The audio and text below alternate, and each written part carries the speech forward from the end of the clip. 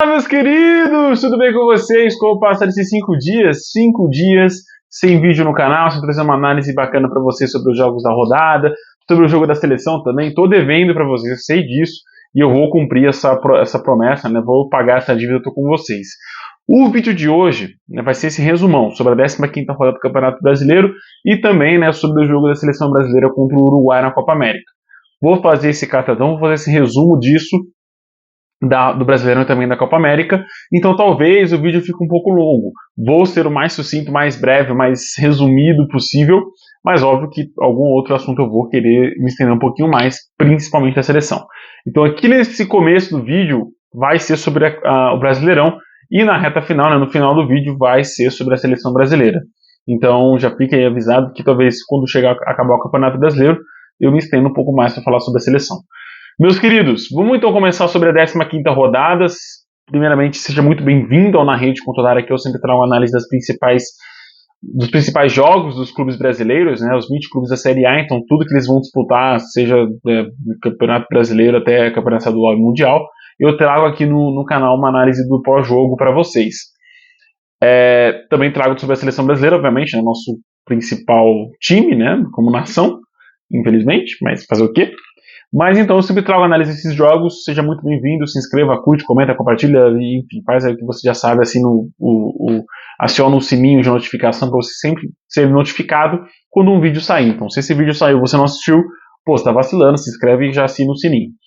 Meus queridos, vamos começar então, que começou no sábado essa 15ª rodada, junto com o jogo da seleção. O Flamengo empatou com o Cuiabá em 1-1. Né, o Pedro fez o gol do Flamengo, mas o Cuiabá que saiu na frente com o gol do Derek Lacerda no primeiro tempo. O Flamengo só foi empatar no segundo tempo. Foi um jogo interessante, né, onde o Flamengo não criou tanto assim, né, teve muita dificuldade para criar, e já o Cuiabá teve mais momentos perigosos de criatividade ofensiva. O Dourado novamente vai se tornando aos poucos um time muito perigoso, né, jogando fora de casa. Em casa acaba perdendo alguns joguinhos que não dá para perder, alguns pontos importantes que acaba perdendo em casa, mas fora de casa a equipe consegue conquistar pontos difíceis. Esse jogo contra o Flamengo, inclusive, foi um desses pontos. Né? O Flamengo é líder do campeonato nesse momento, vai brigar pelo Campeonato Brasileiro até o final, e o Cuiabá não é um time que a gente projeta coisas tão altas assim, né? Muito pelas peças que perdeu do ano passado para esse, mas também, né, pelo futebol que ainda não tinha apresentado até então, né? Se a gente for lembrar, o Cuiabá era a lanterna da competição até um tempo atrás. Mas esse empate é muito importante pro Cuiabá e é muito ruim pro Flamengo, né? Deixa eu ver se... Né? É isso, o Cuiabá, o Dourado é um time extremamente resiliente fora de casa, sabe suportar muito bem as chances, a pressão adversária e também consegue criar muito bem, né? Quando tem a possibilidade de criar alguma chance de gol, consegue criar e também converter essa chance. Então o Cuiabá é um time muito interessante quando joga fora de casa. Passando por outro jogo do sábado, tivemos o São Paulo vencendo o Bragantino por 2-0 no Morumbi. O São Paulo que começou tomando uma pressão absurda do Bragantino em casa, né? Eu achava até inclusive que o São Paulo iria perder esse jogo, porque foi realmente uma avalanche do Massa Bruta em cima do São Paulo no Morumbi. Mas aí, cara, depois do gol do André Silva, o São Paulo conseguiu equilibrar um pouco mais, né? Foi até o gol realmente do André Silva que o São Paulo tomou o sufoco do Bragantino, até para quase metade do segundo tempo isso aconteceu. Eu tô achando o São Paulo numa rotatividade muito baixa, não de elenco, né? Não numa rotação de elenco, de troca de peças, mas o São Paulo tá tendo mais dificuldade para criar suas jogadas. Tá chegando uma fase um pouco aguda da temporada, né? Que mata-mata de Libertadores, Copa do Brasil e também do fase decisiva de Campeonato Brasileiro. Então é uma fase um pouquinho complicada para o São Paulo chegar nesse ponto. Mas o time realmente não está jogando bem, assim, igual estava jogando nos primeiros jogos com o Zubeldia. Não sei com as peças que vão voltar, o próprio Rafinha deve acabar voltando de lesão, o Rafael voltar da seleção brasileira, enfim. Mas eu acho que o São Paulo está devendo sim um futebol um pouco mais agradável, um futebol um pouco mais dominante do que esse que apresentou, inclusive nesse jogo em específico contra o Bragantino, onde o time de Bragança Paulista foi muito melhor do que o São Paulo, mas não conseguiu, né, o principal, que é efetividade, né, conseguir converter as chances que teve em gol.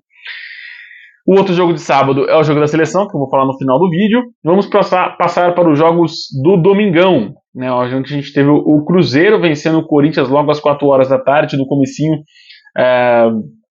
do nosso domingão. Aí o Corinthians perdeu para o Cruzeiro por 3-0. Gols de Matheus Pereira, Barreal e Gabriel Veron. Barreal, né? Barreal é o gol do meio aí do Cruzeiro, acabou fazendo o gol em cima do Corinthians. Cara, foi um amasso do Cruzeiro em cima do Corinthians, do começo ao fim do jogo. Poucas chances que o Corinthians teve de criatividade, de conseguir criar, né? É realmente um dos candidatos a brigar contra o zona de rebaixamento.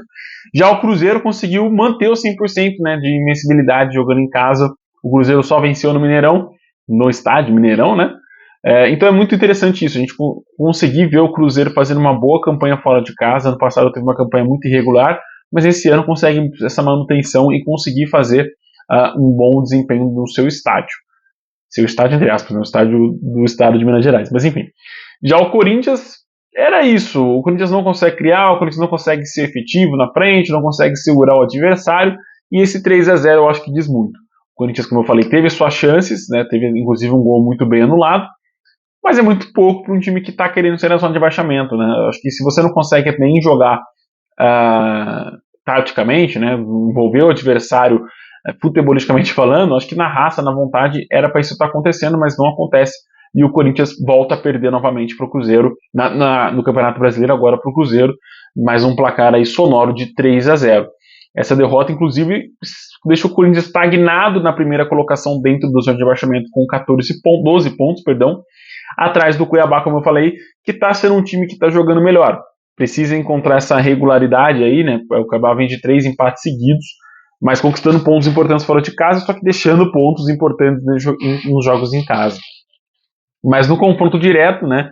Eu acho que, inclusive, o Cuiabá tem mais projeção de não cair do que o Corinthians, que está passando um perrengue. Eu acho que o Corinthians, inclusive, tem que mirar Criciúma e Vitória do que realmente Cuiabá, apesar de serem também adversários difíceis. Inclusive o Corinthians está a 3 pontos do Vitória e 4 pontos do Criciúma. Passando para outro jogo do domingão, nas 4 horas, o Fortaleza venceu o apático Fluminense. Foi realmente um jogo muito apático da equipe carioca, mais um, né? O Fluminense está colecionando jogos apáticos do Campeonato Brasileiro, e esse jogo não foi diferente no Castelão. O Fortaleza teve, vou repetir a frase, né, dominou do começo ao fim do jogo, mas de maneira muito mais tranquila do que o Cruzeiro, né? O Cruzeiro foi dominante mesmo, criando, envolvendo, sufocando o Corinthians do começo ao fim. O Fortaleza não, o Fortaleza foi dominado, assim, jogo, ritmo de treino mesmo, né, dominou, não tomou tanto sufoco do Fluminense assim, e já no seu sistema ofensivo desperdiçou algumas chances, não tantas como o Cruzeiro, contra o Corinthians, mas não deixou o Fluminense crescer no jogo, né? Se aparecer no jogo. Dominou mesmo, não tomou sustos e conseguiu converter as chances que teve com o Lucero no comecinho do segundo tempo.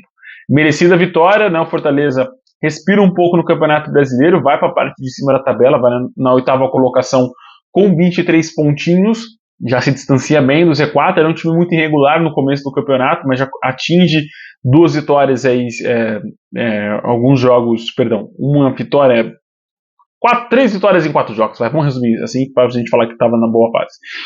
E o Fortaleza consegue ficar na parte de cima da tabela, né, merecidamente. É um time que, em casa, principalmente, ganha seus jogos e consegue muito bem no Castelão. E também outro time que vai bem, muito bem em casa, obrigado, é o Juventude, que venceu de novo, nos seus domínios, um adversário mais difícil, né, mais cascudo, né, do que o Juventude. Né. Venceu o Flamengo, agora venceu o Grêmio por 3-0. Curioso, né? Os 3 times que estão na zona de rebaixamento perderam nas 4 horas da tarde do domingão, né? O Corinthians, o Fluminense e agora o Grêmio, que a gente está comentando aqui.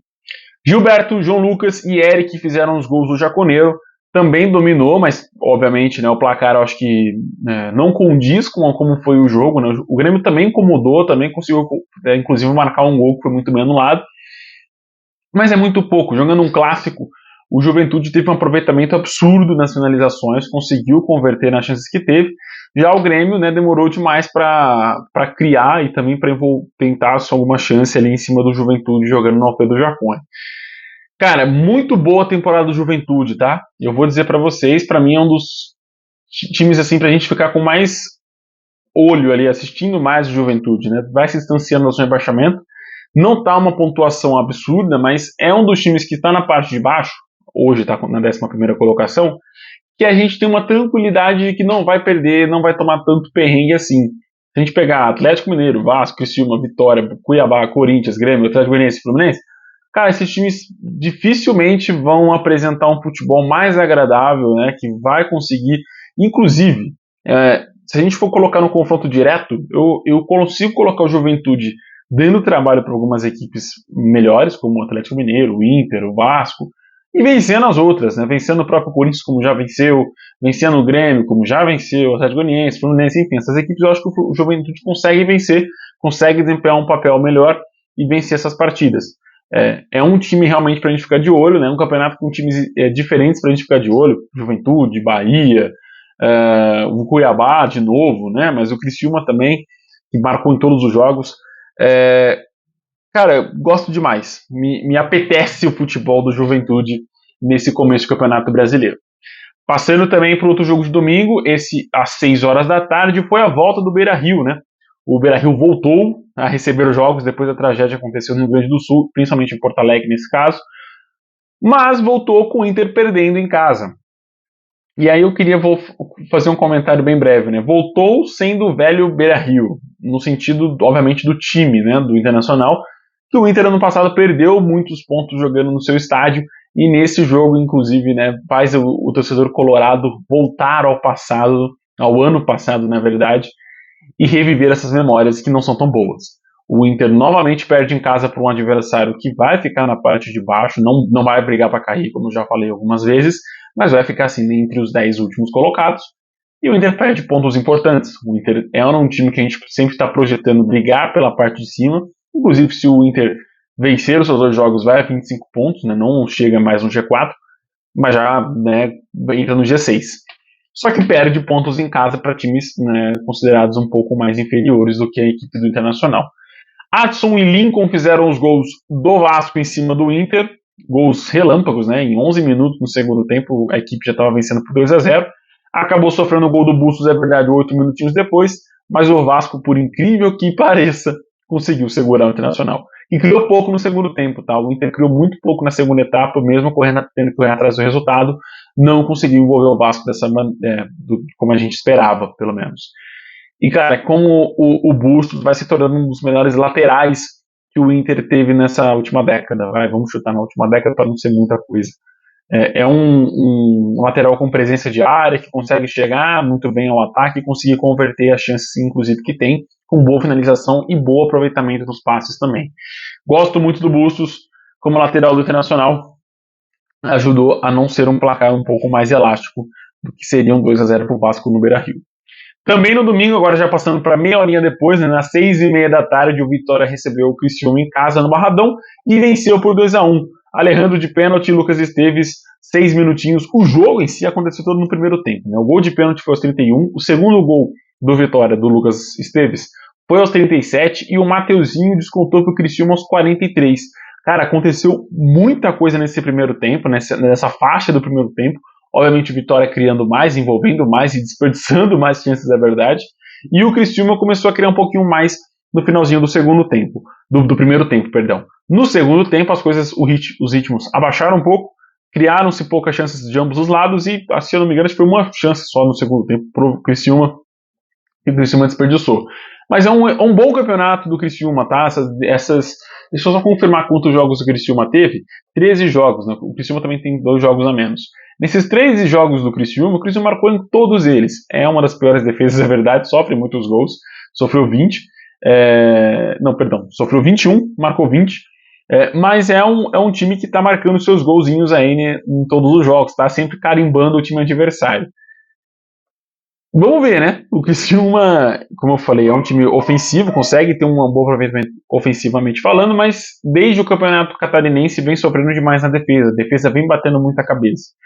Então, eu projeto o Criciúma brigando realmente nessa faixa, né, entre os 10 últimos. Não sei se para cair, porque de aproveitamento de defesa é melhor do que as outras, né? Se a gente for pegar, por exemplo, Vitória sofreu 24 gols, o Cuiabá 20, o Corinthians 20, enfim. Acho que só do Grêmio que distou um pouco desse bolo da parte de baixo. Se a gente pegar o Fluminense, por exemplo, sofreu 23 gols nesses 15 jogos que disputou. Mas é isso, eu acho que o Criciúma consegue, tem chance, tem time, tem qualidade no elenco ali para conseguir, né, manter esse aproveitamento que está tendo, né, de conseguir tomar gols quer dizer, de tomar gols, mas conseguindo marcar também ao longo das partidas. Gosto muito do Criciúma nesse Campeonato Brasileiro até agora, mas merecida a vitória do Vitória, do Leão da Barra, que conseguiu uma boa vitória contra um time direto, né? Cola no Criciúma, o Criciúma, como eu falei, está com 16 pontos, e o Vitória com 15, respira ali o Vitória e joga um pouquinho de pressão pro Criciúma também, mas são dois times que dificilmente vão ali cair na zona de rebaixamento. Falando agora na parte de cima da tabela, o Palmeiras conseguiu vencer o Bahia em casa por 2-0, um jogo que tem nome, né? O jogo foi do Estevão, que conseguiu fazer mais uma excelente partida. Não foi um jogo onde o Palmeiras dominou, porque muito pelo contrário, eu acho que teve uma trocação muito sincera entre as equipes. O João Lucas, meio-campista do Bahia, desperdiçou muitas chances, inclusive uma, eu acho que foi crucial no primeiro tempo, né? Cara a cara com o Everton, conseguiu chutar para fora. Mas o Palmeiras também foi muito envolvente, conseguiu criar, conseguiu envolver, conseguiu ter chances. No primeiro tempo até foi melhor e merecidamente conseguiu sair com o gol do Estevão. Tenho dúvidas quanto ao gol anulado do Rony, não teve linhas traçadas, mas eu acho que o Palmeiras iria marcar ao longo do jogo, corriqueiramente iria fazer isso. Ele ainda não iria, né, converter alguma chance em gol. Já o Bahia, cara, gosto muito do Bahia, eu acho que tem um baita de um trabalho para conseguir coisas muito legais aí nessa temporada. Acho que, principalmente, uma vaga para Libertadores para esse time, cara, é mais do que certeza que esse time vai conseguir. Mantendo a regularidade, mantendo os bons jogos em casa, os bons jogos também fora de casa com algumas equipes, é um dos favoritos, sim, a ficar no G6. Inclusive contra o time que entrou no G6 nessa rodada, que é o São Paulo, o Bahia, na minha opinião, tem um aproveitamento melhor. Consegue ter um aproveitamento melhor que o São Paulo nessa questão. Inclusive contra o Atlético Paranaense, que vai jogar nesse meio de semana. Então eu acho que o Bahia consegue surpreender no bom sentido e ficar no G6. Cara, é quase certeza que esse G6 não vai ficar assim. Vai ficar talvez um G7 ou um G8. Quem sabe?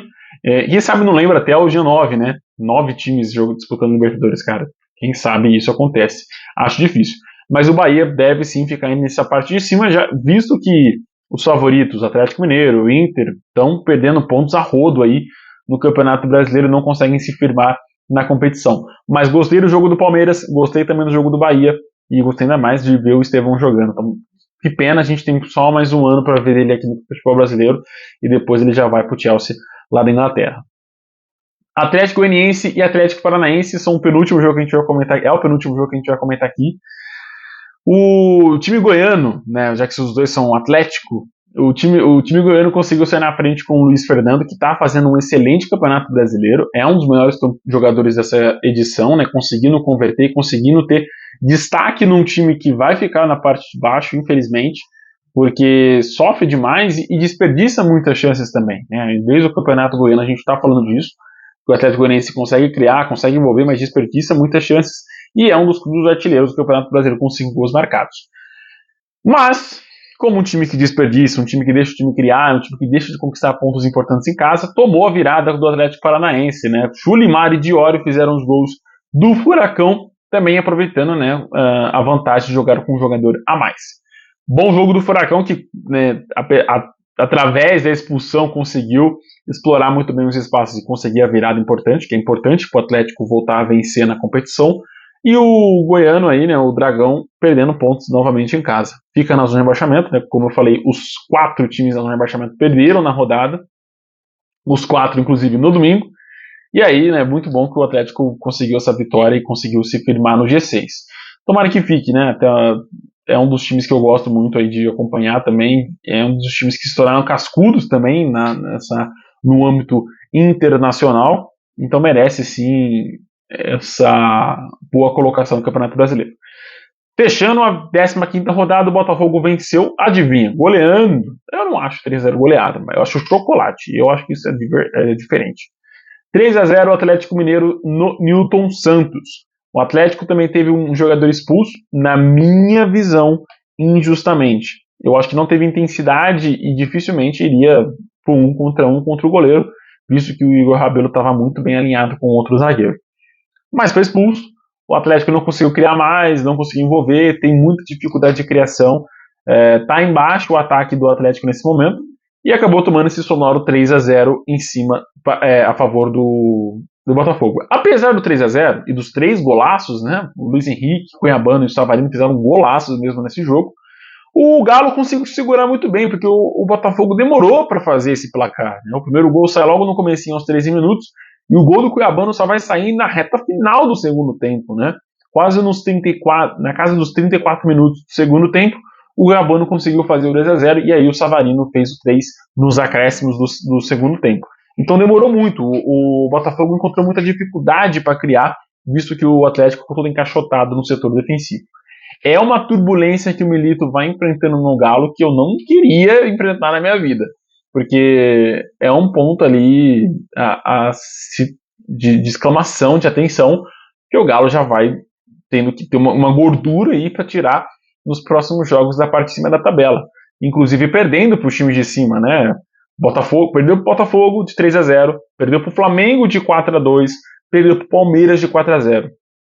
Então, assim, são jogos cruciais contra os 3 primeiros colocados. O Flamengo tem primeiro, o Botafogo tem segundo e o Palmeiras tem terceiro. Então, deixa de conquistar pontos. Eu colocava, inclusive, o Atlético na parte de cima da tabela no G4. Acho que isso dificilmente vai acontecer agora, porque a equipe está perdendo pontos, inclusive na sua casa, na Arena MRV, e vai enfrentar um outro time do G6, né, que vai enfrentar o São Paulo agora nesse meio de semana. Então é uma equipe assim que precisa, tá, eu sempre falo, né, uma equipe que precisa de férias para ver se reajusta, de marcar um churrasco entre a equipe para ver se reajusta, porque está muito desalinhado esse time do Atlético. Vamos falar agora de parte triste, vamos falar de seleção brasileira. Eu não vou me aprofundar, porque eu acho que não merece. Mas eu já falei para vocês, já tinha falado para vocês que a seleção brasileira ia ser isso. Se passasse da fase de grupos, ia ser muito para a seleção brasileira. Eu acho que realmente as quartas de final é muito cedo. Se a seleção tivesse ficado em primeiro lugar no seu grupo, teria pegado o Panamá e ia para a semifinal. Eu acho que esse era o caminho mais provável, mais merecedor da nossa seleção, né, do tamanho da nossa seleção. Mas para o futebol que a gente pratica atualmente, as quartas de final é o nosso limite real. Né, quartas de final de todas as competições, né, diga-se passagem, também da Copa do Mundo e agora na Copa América a gente não passa das quartas de final. Foi um futebol muito pobre nessa Copa América, um futebol muito limitado, um futebol realmente para a gente ter assim os pés no chão para a próxima edição da Copa do Mundo. O máximo que a gente pode criar de expectativa, eu sempre falo que criar expectativa é muito ruim, seja para qualquer coisa que você vai fazer na sua vida, criar expectativa em cima de uma coisa que ainda não aconteceu é muito ruim. E você criar expectativa em cima do jogo da seleção brasileira, esperando que a gente vá ser campeão, vá ser ex-campeão na próxima Copa do Mundo, eu acho muito. Primeiro que o Endrick ainda não se firmou no Real Madrid e longe dele a culpa dessa eliminação cair nas costas do garoto. Outros jovens, como o Rodrigo, jovens que estão tendo a oportunidade agora de vestir a camisa da seleção brasileira, como o caso do Arana, do Savarino, então, é muito pouco para a gente culpar eles do que aconteceu nessa seleção. Inclusive, o senhor Rafinha desperdiçou para mim a melhor chance do jogo inteiro no primeiro tempo. Né? 2 chances sequenciais, assim, ele desperdiçou no primeiro tempo. Cara, esses jogadores que não conseguem ter a dimensão de vestir a camisa da seleção brasileira não merecem estar lá. O Rafinha teve a chance na Copa do Mundo de 2022, teve novamente a chance na Copa América e não conseguiu desempenhar. Eu acho que a seleção tem pouco tempo para treinar. E ainda mais depois da lambança que a CBF fez no último ano, 2023, que foi o pior ano da seleção brasileira, a gente teve ainda menos tempo para treinar, ainda menos tempo para preparo. A gente desperdiçou um ano com um técnico interino, que foi o Fernando Diniz, na expectativa de vir o Ancelotti, naquela fantasia maluca que a CBF criou.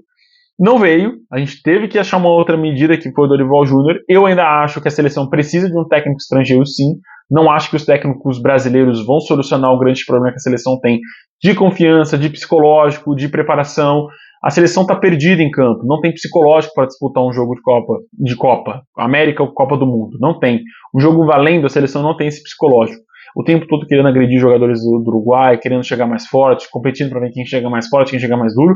Isso não é não é da seleção brasileira. A seleção é de envolvência, de criar, de dar drible, de finalizar, de fazer golaços, de responder na bola, que é o que a gente sempre soube jogar. Foi jogar com a bola ao nosso favor, indo para cima, driblando, indo para cima, driblando, buscando o gol. A gente perdeu o nosso principal atacante nessa Copa América, o Vinícius Júnior, por conta de destempero, por conta de falta de psicológico. A gente foi para 2 Copas do Mundo com o Tite sem um psicólogo na equipe, ou uma psicóloga, enfim. A gente foi sem esse profissional na nossa equipe. Isso é muito sério. Um time hoje precisa sim de psicológico, precisa sim de ter um psicólogo junto com a equipe, de ter um psicólogo alinhado lado a lado. Porque, cara, a gente vive o futebol brasileiro, né? O brasileiro em si vive o futebol com muita paixão, com muita pressão. Então, se a gente bota pressão nos nossos times que vão estar disputando as mesmas competições ali, vira e mexe o ano após ano, como que essa pressão é trabalhada na seleção brasileira? Que a gente está nessa pressão desde 2002. São 22 anos que a gente está nessa pressão, buscando uma Copa do Mundo. E principalmente, depois do dia 7, fez 10 anos que a gente tomou o 7-1. A gente passou por um trauma absurdo nesse meio termo entre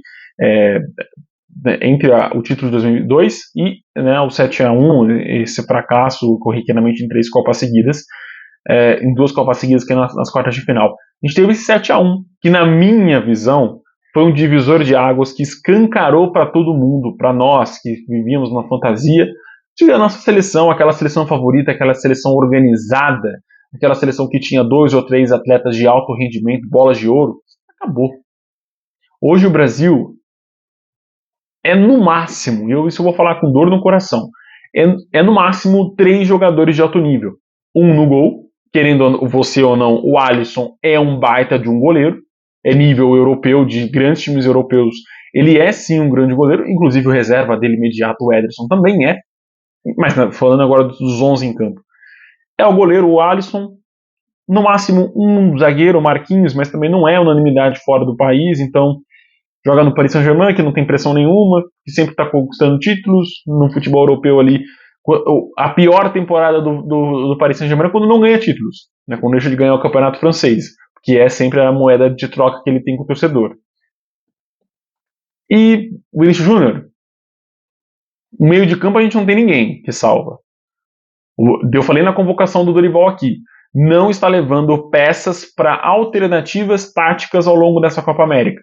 Não levou um meia, não levou um volante fixo, levou um só que foi o Ederson, não levou nenhum outro meia, não levou nenhum volante que consegue fazer esse box-to-box para ser segundo volante. Levou uma molecada que joga só numa posição, que é esse volante que fica fixo, esse volante de chegada. Só isso que levou. Levou Bruno Guimarães, João Gomes. Eu vou fazer injustiça se esquecer algum, então vou falar como um todo mesmo esses volantes. E jogadores que não estão rendendo mais. Paquetá não rende mais, Rafinha não rende mais, o Vinícius ainda não está rendendo na seleção brasileira, mas ele vai ser convocado, porque na ausência do Neymar da nossa seleção, e eu acho que dificilmente ele vai ser essa peça carimbada em todos os jogos até a próxima Copa do Mundo, é o Vinícius, nosso grande jogador. Pode vir a ser o Endrick, pode vir a ser o Estevão, pode vir a ser quem surgir nesses 4 anos. Mas no momento é o Vinícius Júnior. E ele não está dando conta do recado. A gente não tem um lateral direito à altura do Danilo, que é uma altura da mediana ainda. Não é uma altura Cafu. É uma altura bem mediana. Então, assim, cara, a projeção que eu faço para a Copa América, que eu fiz, é essa mesmo, de quartas de final, passando da fase de grupos. Para a Copa do Mundo, vai ser muita gente classificar para a Copa. A gente já está em sexto. Então, assim, vamos manter nossas expectativas bem baixas. Não somos mais a seleção unanimidade no mundo. A Argentina está anos-luz à nossa frente. Isso que eu não vou nem tocar na Eurocopa e nas seleções europeias. Porque é muito desdém nosso achar que, você viu, a Itália ficou fora. A Inglaterra não está apresentando um bom futebol. Sendo que se a gente pega uma Sérvia, se a gente pega uma Suíça, se a gente pega uma Croácia, uma Bélgica, a gente vê o perrengue que a gente passou em 2 Copas do Mundo seguidas. E quando a gente pegou uma seleção de alto nível numa fase eliminatória, 10 anos do 7-1. Uma marca que realmente foi um divisor de águas no nosso futebol. De lá para cá a seleção só despencou. Atingimos o nosso pior ano da história no passado. Nem acho que essa eliminação para a Copa América seja um vexame, tá? Eu acho que era esperado. A gente pegou uma seleção mais bem preparada. Mas é uma seleção que não cria, não envolve o adversário, não tem meio de campo, e ainda tem que escutar do Andreas Pereira que A seleção uruguaia sonhava em ter um meio de campo de Premier League. Eu sonhava em ter um meio de campo de Premier League, tipo o McAllister da Argentina, que joga no Liverpool, ou o Rodri da Espanha, que joga no Manchester City, ou o De Bruyne, que joga no Manchester City. Né? Isso eu estou falando de times high level, vamos falar em inglês que o Andreas entende, né? High level da Premier League, né? Outro nível da Premier League. Agora, o meio de campo do Fulham, do West Ham, do Newcastle, que não disputam grandes competições, eu não tinha esse sonho, não. Meu sonho era ter esses daí que eu tinha. Rivaldo de Barcelona, Ronaldo de Real Madrid, Roberto Carlos de Real Madrid. Esse era o meu sonho. Nossa, como eu queria ter essa seleção vendo essa seleção atualmente. A real é que essa seleção de hoje perderia tranquilamente da seleção do 7-1. Tranquilamente, com Bernard Alegria nas pernas na lateral do campo. Essa é a real. Baixe sua expectativa. Para o Brasil ser a seleção de novo, a gente tem que baixar a expectativa e encarar a realidade que a gente tem agora. De uma seleção que dificilmente vai passar um perrengue danado para a Copa do Mundo, para classificar para a Copa do Mundo 2026. E na Copa do Mundo 2026 vai passar outro perrengue para avançar para a próxima fase. Que se contra a Sérvia, contra a Suíça na última Copa a gente teve dificuldade e ainda perdeu para Camarões com o nosso time reserva, imagina se a gente pegar uma seleção melhorzinha de lá. Imagina. É isso, meus queridos. Uma seleção é isso. A gente vai passar um perrengue, a gente vai continuar acompanhando a seleção brasileira na fase eliminatória. Já começa agora em agosto, né? Agosto, setembro, segundo semestre. Vem de novo as eliminatórias e tomara que a seleção consiga classificar para a Copa do Mundo. E tomara que consiga também, né? Chegar na Copa do Mundo. Mas fica a minha crítica. É uma crítica construtiva, é uma crítica que a gente tem que ter de abaixar um pouco o nosso ritmo e encarar que a nossa seleção não é mais a unanimidade no mundo do futebol. Um abraço e até mais.